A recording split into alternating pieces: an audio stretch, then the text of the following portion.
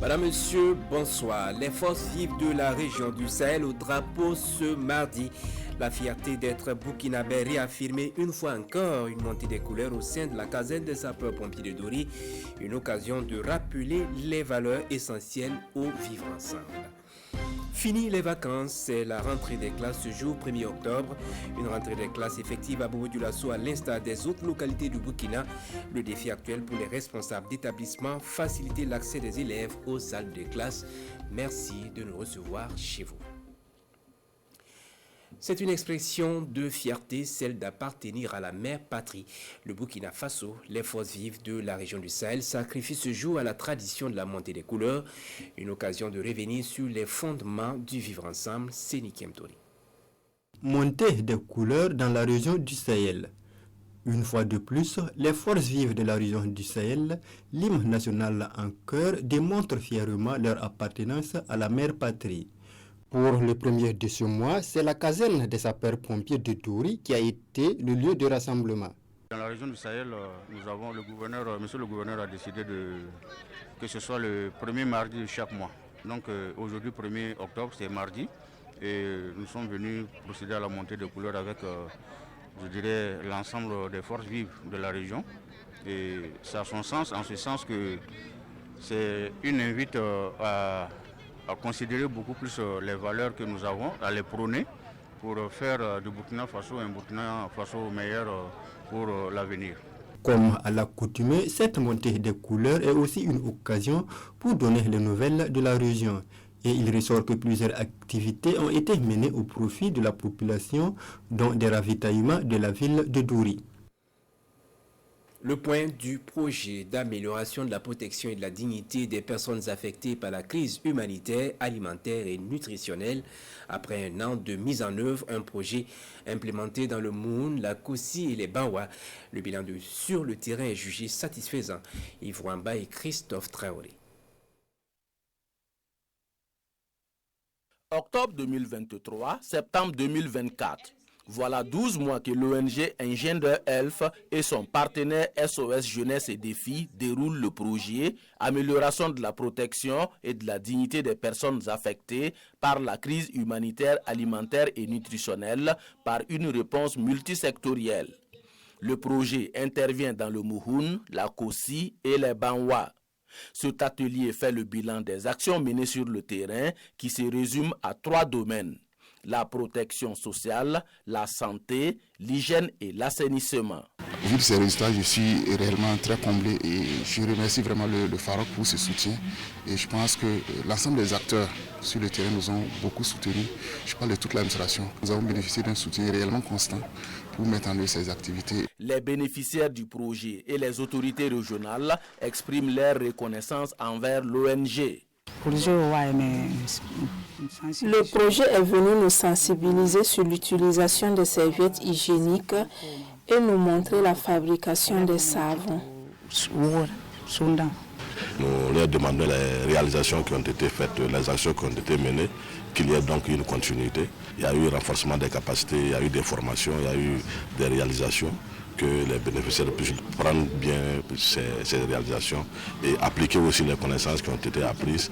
Le projet prend fin le 30 septembre 2024 et un dispositif minimum de sortie est mis en place qui permet aux communautés de prendre en charge les infrastructures réalisées sous la supervision des présidents des délégations spéciales communales. L'ONG IRCL célèbre 5 ans de présence dans la région du Nord aux côtés des personnes déplacées internes et populations hautes. Elle fait pour l'occasion le bilan de ses réalisations en rapport avec la résilience des populations face à la double crise sécuritaire et humanitaire. Le compte-rendu de Abdoulaziz Guindo et Aïcha Dianda. Octobre 2023, septembre 2024. Depuis 2019, l'ONG IRC apporte son soutien à de nombreuses personnes vulnérables face aux conflits divers et aux catastrophes naturelles au Burkina Faso. L'engagement de l'IRC a donné espoir à de nombreuses personnes et la conférence publique du jour a servi de cadre pour expliquer l'impact de l'intervention de cette ONG sur le terrain. 5 ans au niveau de la région du Nord, c'est des réalisations que nous avons pu faire.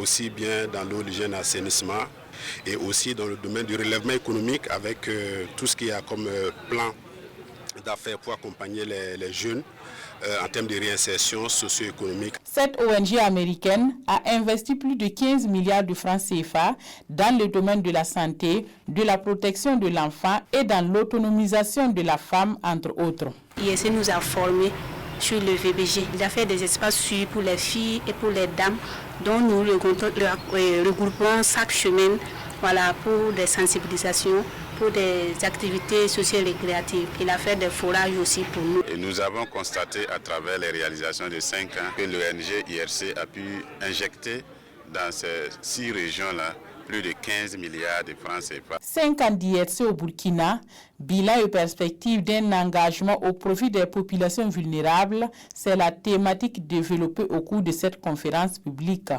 Au Burkina, l'ONG IRC intervient dans 6 régions fortement touchées par la crise sécuritaire et humanitaire. Ce 1er octobre est jour de rentrée des classes. Une rentrée des classes effective à Bobo-Dioulasso. À l'instar des autres localités du Burkina, c'est l'ambiance des grands jours dans les établissements et le défi pour les responsables est de faciliter l'accès des élèves aux salles de classe. Bourema Kane et Moumouni Baro. 1er octobre 2024, jour de la rentrée scolaire dans les établissements primaires et secondaires de la ville de Bobo-Dioulasso. Dans cet établissement, Traoré Mariam, en classe de la terminale G2, a repris le chemin de l'école. Bon, c'est le début, je me sens très bien et je suis très contente parce que j'en suis sûre que j'aurai le courage cette année pour bien bosser et pour rendre ma famille très heureuse. Comme Mariam, c'est un plaisir pour d'autres de se retrouver entre camarades. Tous espèrent offrir le meilleur d'eux-mêmes. Je suis très fière de les voir. Pour les parents d'élèves, c'est également un plaisir d'accompagner les enfants à cette rentrée scolaire. Question de les encourager et les mobiliser à beaucoup plus d'ardeur. Comme c'est le début là, ça va pour le moment. Nous sommes fiers aussi de les accompagner et venir voir les enseignants afin de retrouver leur classe. Tous les enseignants, tout le personnel éducatif, je leur souhaite une bonne santé tout le long de l'année scolaire, pour pouvoir éduquer nos enfants. La rentrée scolaire est un moment crucial pour les premiers responsables des établissements. Ils s'activent pour que les élèves intègrent les classes dans de bonnes conditions, même s'il y a encore quelques imperfections constatées. On peut dire que la rentrée est effective ici, parce que vous voyez l'affluence dans la cour. Nous attendons 8 heures pour faire l'appel. Vous voyez, les parents sont là, les enfants sont là, on sent la joie partout. La vie scolaire est aux aguets. Et donc les listes sont établies. Donc nous faisons au fur et à mesure les appels. Et ceux-là qui nous parlent sur la liste, reviennent nous voir. La rentrée scolaire, c'est également un défi pour ces responsables d'établissement. Pour ce faire, les conseils ne manquent pas à l'endroit des élèves et aussi des parents. Le message à l'endroit des parents, c'est ceux qui n'ont pas encore payé, se dépêcher pour venir inscrire les enfants. Et également, c'est dire aux parents de surveiller la fréquentation des enfants. Mais aux parents, nous leur demandons en tout cas de rester concentrés, en tout cas autour de l'éducation de leurs enfants. Les vacances sont terminées et les cours ont repris. Donc chacun doit se dire qu'il doit mener notre travail et venir à l'école à l'heure, être assidu en classe et suivre attentivement les cours. Et je pense que les parents peuvent accompagner les enfants dans ce sens-là. Parce que nous, enseignants, c'est vrai, nous le faisons tous les jours. Mais sans l'accompagnement des parents, je pense que ça va être très, très difficile. Fini donc les vacances, place aux choses sérieuses. Et déjà, ces premiers jours, certains enseignants ne veulent pas rester à la traîne. À chacun donc de mettre la chance de son côté pour réussir l'année scolaire 2024-2025. Des visiteurs chez le Dima du Zouglantenga, ils sont les membres du projet Burkina Selba Bara, un projet de renforcement de la cohésion sociale et de promotion de la paix avec l'appui des chefs coutumiers. À Sa Majesté Naba Djirimpole, les initiateurs ont demandé d'un conseil et bénédiction. Les explications de Aimé Douamba et Poli Abré. En se rendant à Tenkodogo, les membres du bureau du projet Burkina Selba Bara a 2 objectifs. Solliciter la bénédiction de Sa Majesté Naba Djirimpole, Dima du Zouglantenga, roi de Tenkodogo, et obtenir son soutien dans le cadre de leur initiative visant à renforcer la cohésion sociale et la promotion de la paix au Burkina Faso. Pour qu'il y ait la cohésion sociale, pour aussi travailler pour reconquérir totalement notre territoire. Donc cela passe par la veille, et si les chefs coutumiers demandent à leurs ressortissants, s'il y a un étranger qui vient, de les signaler, cela peut facilement être bien attendu pour qu'il y ait plus de vigilance. Lors de cette rencontre, Sa Majesté Naba Djigmpolé a exprimé son adhésion à cette démarche. Il les a encouragés à œuvrer avec patriotisme, intégrité et amour pour la cohésion nationale. Cette structure qui vient d'être mise en place est très importante. Ces objectifs vont rassembler les populations, fédérer les efforts de ces populations et ainsi contribuer à la résolution des crises. J'aimerais que les populations adhèrent à l'association. De telles associations, il faut la gérer avec beaucoup de transparence, amour de la patrie et la vérité. Nous, les 5 dimans du Burkina et toute la chefferie coutumière, nous adhérons aux idéaux de Burkina Selbal Bara. C'est vrai qu'il y a les FDS qui font un bon boulot, mais il y a aussi les chefs traditionnels qui vont faire leur part, et je crois que tous les Burkinabés doivent faire leur part afin que la paix revienne au Burkina Faso comme dans le bon vieux temps, et je suis prêt à les accompagner partout dans la région du Centre-Est afin que le message passe et afin que la paix revienne dans tout le Burkina Faso. Cette visite marque le début d'une série de visites à l'ensemble des autres dimans de notre pays. Lancé le 31 août dernier, le projet Burkina Selbal Bara est une initiative du mouvement Le Faso Ma Patrie et de l'association Bassembian pour le Faso. Du sport dans cette édition à l'occasion de la célébration des 5 ans d'existence de l'ONG IRC des activités sportives. Entre cross populaire, séances d'aérobic et courses cyclistes, participants et organisateurs ont tenu le pari sportivement. Boukari Ouidraogo et Abdul Rastmane Zongo. Sur la route Ouaïguia-Ouagadougou se déroule un cross populaire, ponctué de musique, de gestes et de mouvements harmonieusement proportionnés ou proportionnellement harmonisés, suivi d'une séance d'aérobic et le tout couronné par le cyclisme féminin. Ce sont là les activités sportives liées à la célébration des 5 ans d'existence de l'ONG IRC au Burkina Faso. Nous avons conduit des actions sur le terrain à l'endroit des populations vulnérables. Loin que ces 2 jours soient des festivités, c'est beaucoup plus une pause que nous avons marquée pour essayer de voir qu'est-ce que nous avons pu faire, quels sont les défis du moment et quelles sont les perspectives pour lesquelles on se projette. Et pour être bien utile dans son corps et bien servi, nous avons besoin d'être bien portants et nous avons ajouté les activités sportives. Le sport, en tout cas, permet à tout un chacun d'être physiquement apte et pouvoir être productif. Voilà, parce que qui parle de développement parle de production.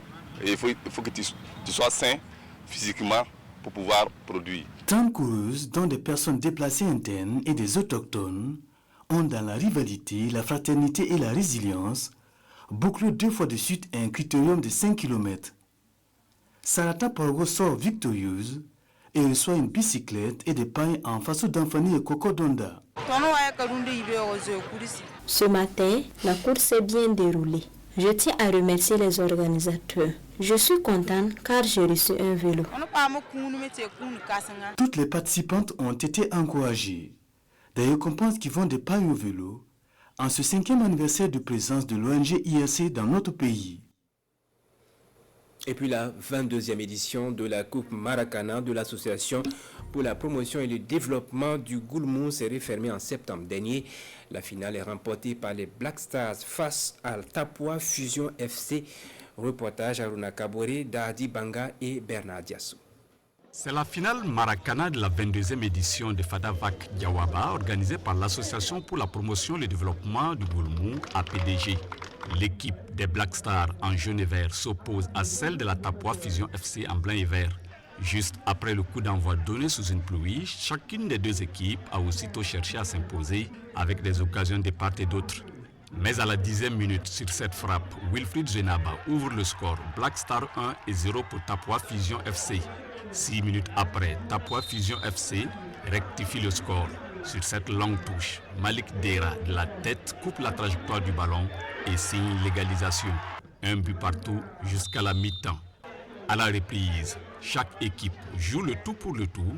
Cependant, ce score restera inchangé jusqu'à la fin du temps réglementaire. L'épreuve des tirs au but s'impose selon les règlements. Sur 3 tirs réussis contre 1 pour Tapoua Fusion FC, Black Star remporte la finale. Deuxième, Tapoua Fusion FC reçoit 75 000 francs CFA et des lots en nature. Quant à l'équipe championne, Black Star remporte un trophée, un jeu de maillot, 100 000 francs CFA et un ballon. En tout cas, nous sommes vraiment très contents ce soir d'avoir remporté ce trophée. Nous dédions cette coupe à tous les FDS du Burkina, tous ceux qui se battent jour et nuit pour que nous puissions vivre en paix. Et je félicite les 2 équipes qui ont joué de façon fair play et le meilleur a gagné.